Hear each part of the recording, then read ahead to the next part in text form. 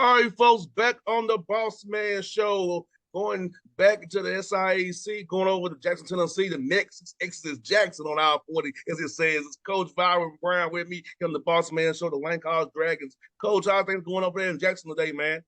Man, everything's going wonderful, man. Boss man, I appreciate you giving me the opportunity to come on the platform and speak about our program and talk about Black College and how we're working hard here in Jackson, Tennessee to get the Dragons ready for this season.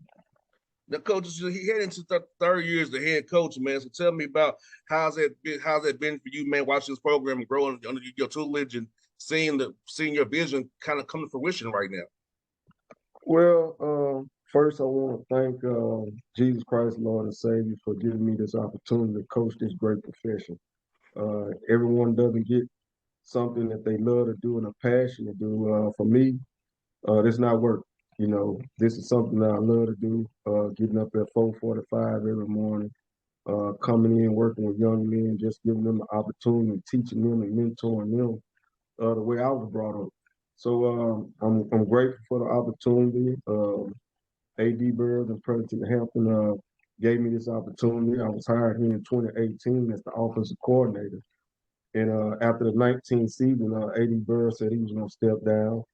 And of course, he seen my passion, my drive, and I applied for the job like everybody else did, and they seemed fit to keep the nucleus together at the time.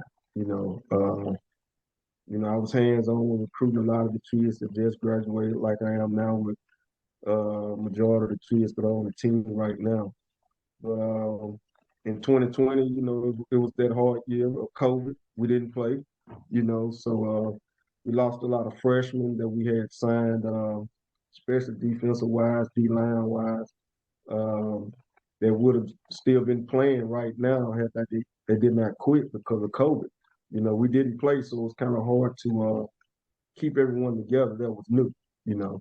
But the guys that stuck with it, most of them have graduated um, with that class that played last year.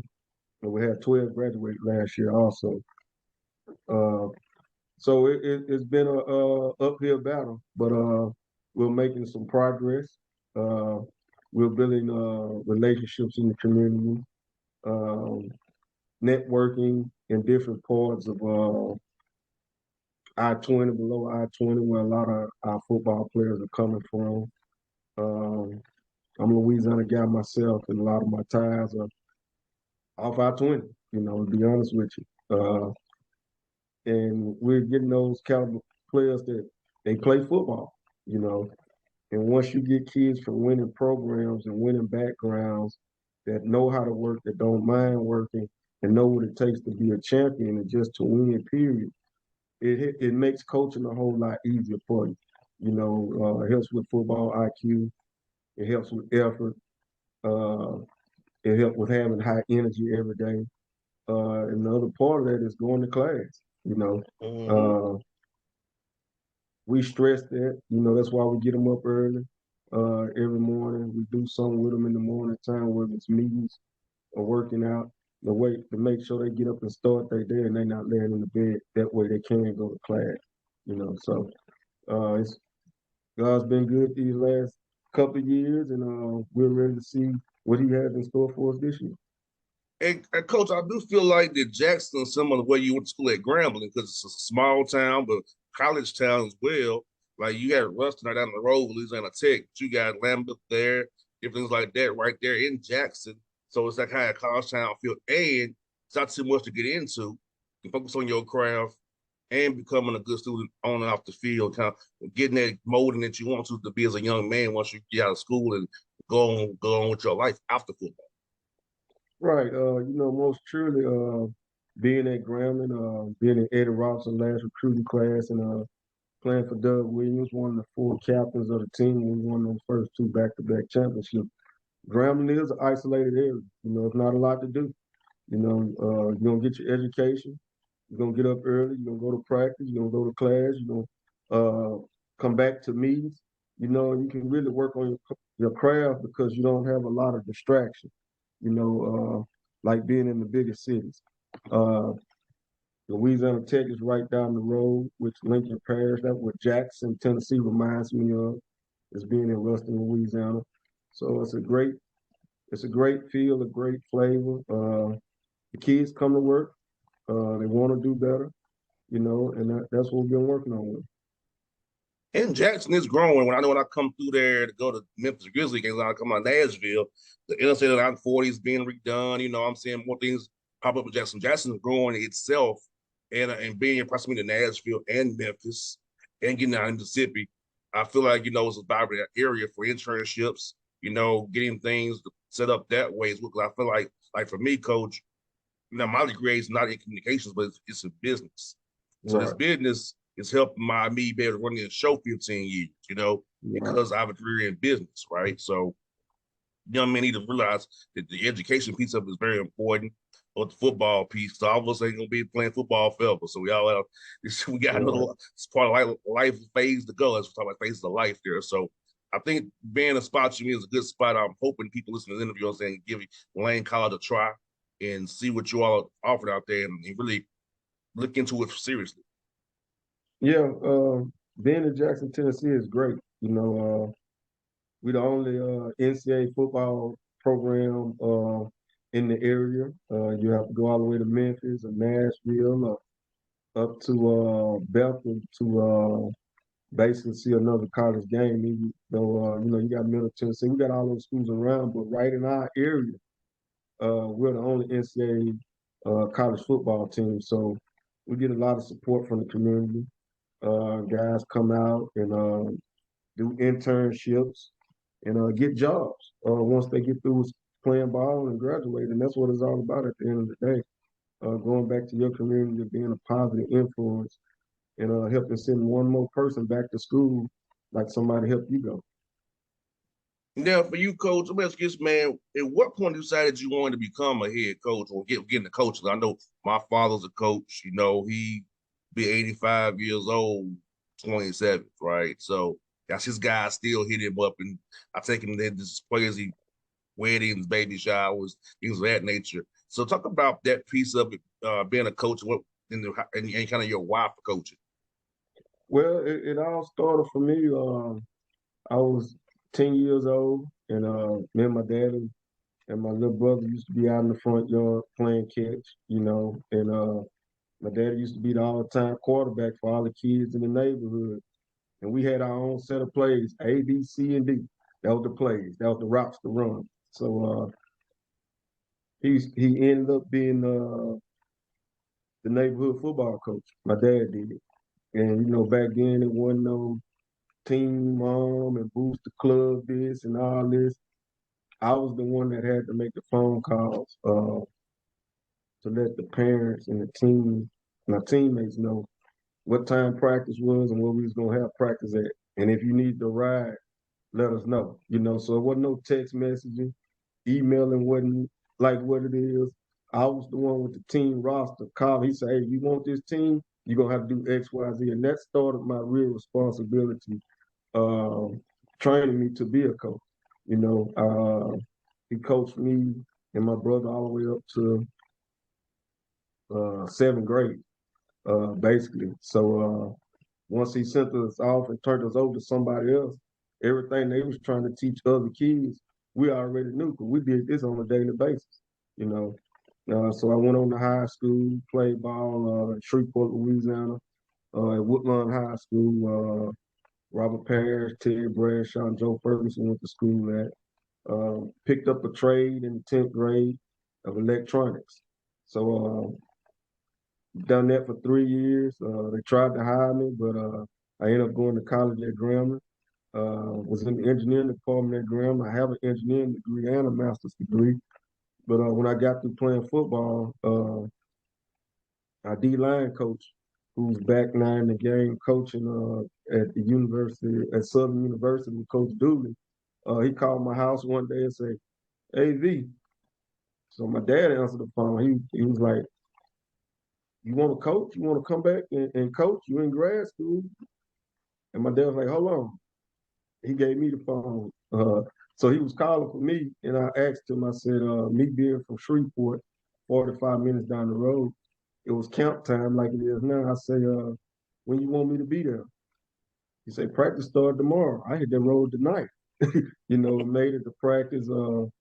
Me and Coach Williams, Doug Williams, sat down and had a talk, and he let me know his expectations. Me and Coach Williams already pretty much had a great relationship because I was one of the captains of the team.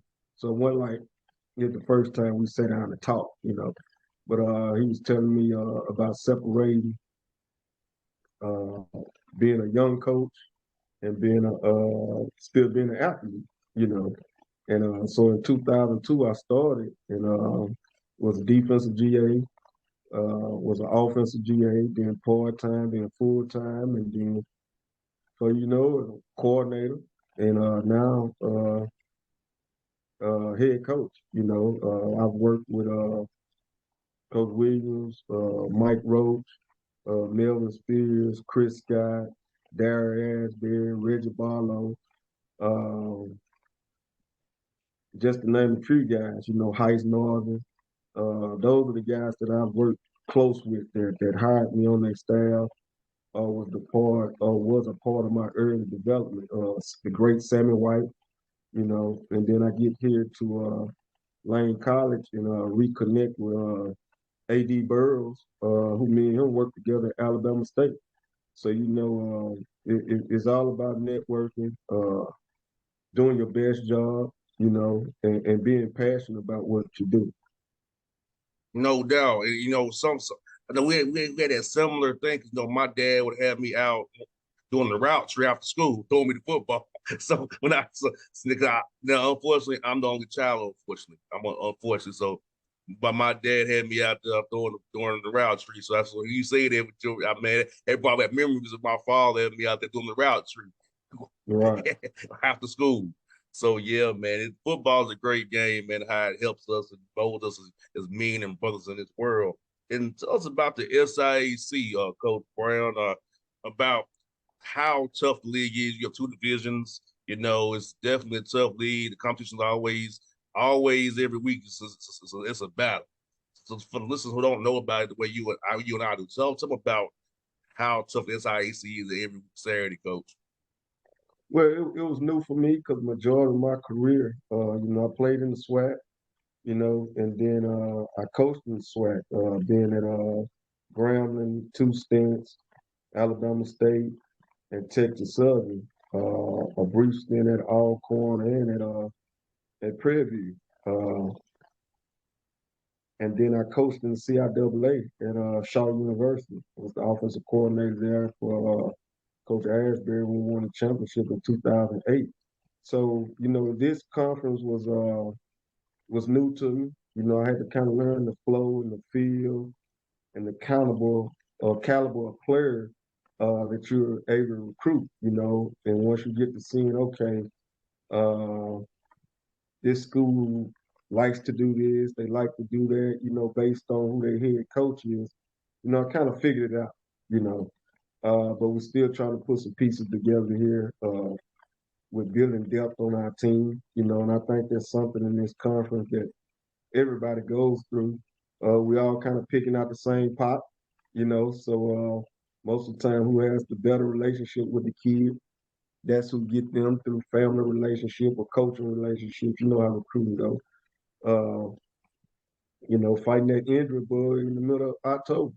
One team can be hot, and you have two or three players go down, and them backups come in. They don't have that much experience. They're not on the don't have the same amount of talent as the guy that was performed, and then you start kind of see the shift, in the conference. But we play an outstanding brand of football in this conference, man. I'm proud to say that our defensive end, Andrew Farmer, who was Defensive Player of the Year, played in his first NFL game this past week. Had three tackles and one tackle. I mean, and one of the tackles was a sack, two tackles and a sack. So, I felt like our team last year, we should have had at least 4 or 5 that got an opportunity. But that's why you have to keep working, keep grinding, and keep networking, like you're doing now. We're doing that with the NFL scouts to make sure they come see the kids, you know. And you have a better feel once you come put your eye on instead of just looking at it on Huddle, you know, or on video or something you see on ESPN, you know. But the talent level is good. It's better than what a lot of people expect it to be, you know. And we got some outstanding coaches in this conference, you know. So it's great to be a part of this conference. Now, Coach Brown, let me ask you this, man. I know at D2 you don't have the same number scholarships that you do at the FCS level, the FBS level. So how creative you have to get for as Pell Grants, trying to find guys in Tennessee, hope scholarships and things of that nature, try to, get guys school paid for as well. You know, unlike other schools in your conference who can fund every scholarship, because they're private, not public. Right. Well, what we mainly try to do is I mean, we have to package them, like you just said, you know. And at the end of the day, nobody wants to have to go and take out $30,000 worth of student loans, you know. But based on their talent, you know, and it's a business, you know, based on their talent, that's the amount of money they get, you know. We do look at the need factor uh, for some kids, but again, my number one job is for us when we talking about this money is XYZ out on their football field, you know. But we do have the packaging for us, Pell Grants, Hope, Tennessee Promise, you know, for the guys that are in state. Now, the guys that are from out of state, of course, they're going to need more money than a guy that's in state. That's just, you know, basic common sense, even though the we don't have out of state fees. You know, everybody pays the same price, you know, to go to school here. So that's basically how we do it. No, we don't have a full allotment of scholarships here. That's something that we've been working on. A.D. Burrows and myself have been, you know, talking to the upper administration. Hey, if we had XYZ, then you know you can get a couple more players, you know, that can help you. So that's something that we have to deal with, and we've been working around. And Coach, for a young man listening to this interview and a parent listening to this interview, what are the pillars of your program, and what do you look for in a young man to become a Lane College Dragon? Well, first of all, they got to understand that we're going to educate you, we're going to graduate you throughout the process.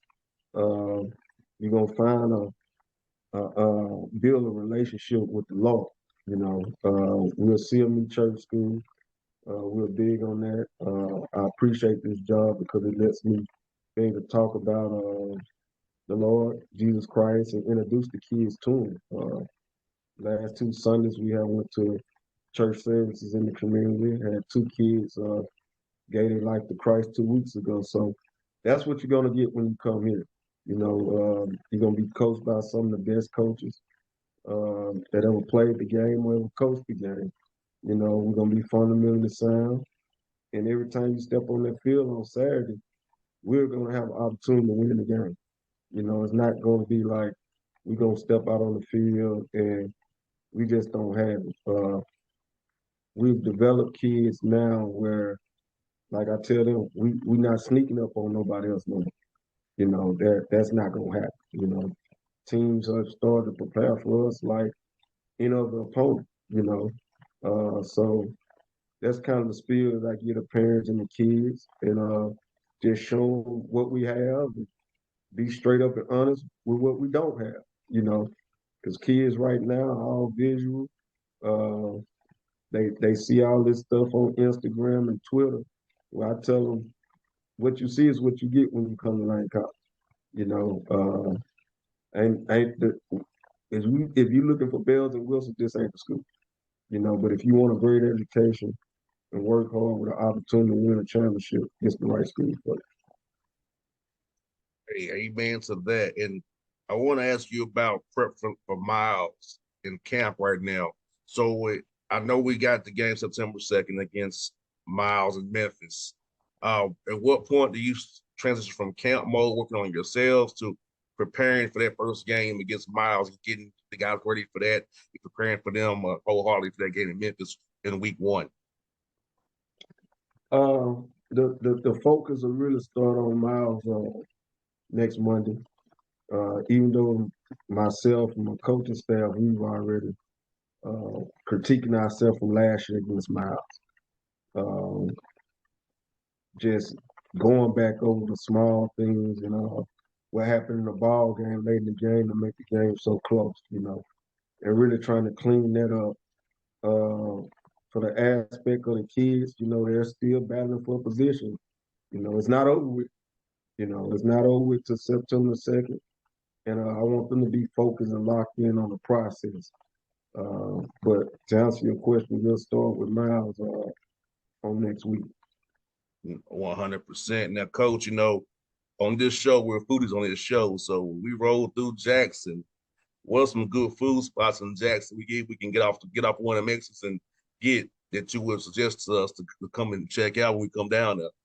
Man, what you tell me what you like and I'll tell you where you can go. We like soul food. We like chicken wings. We like some 10 pieces of fries, man. We like pizza. We like all that around here, Coach. Okay, well, I'm gonna give you something a little bit different. Got a little bit different twist on it.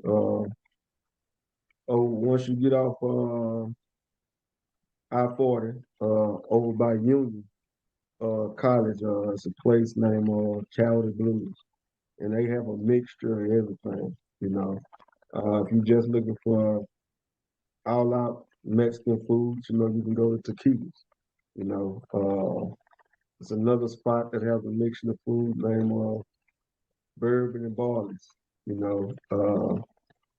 of course, you got Buffalo Wild Wings. You got TG Fridays. It's a whole bunch of eating spots, man, and I can't just put my hand on one. But them first two, if you want to go there, I'm quite sure you'll have a good time. No doubt. Like I said, I know you all play at Clark, so if I'm not busy that day, I'm gonna come see you play at Clark. And of course, I also cover the Grizzlies as well. So and I have a house in Nashville still. So Okay, going through Jackson is not hard for me. So all right. I shoot right through 40, and I'm just happy construction's almost over. So I Yeah, can get through a little bit quick. yeah, yeah. It's almost over. They've been doing a great job with the infrastructure here since I've been living here since 2018. So I've seen the production, seen the growth, and it's just time for the Dragons to win the championship. And Coach, I hope that happens for you, Coach Brown. I appreciate your time today, Coach. Put your number offline so I stay in contact with you, brother. And if you need me for anything, Coach, I'm here for you. This platform is yours anytime you want to have it. Just let me know, shoot me the text, and we're ready to go, man. All right, I appreciate your boss, man. Thank you.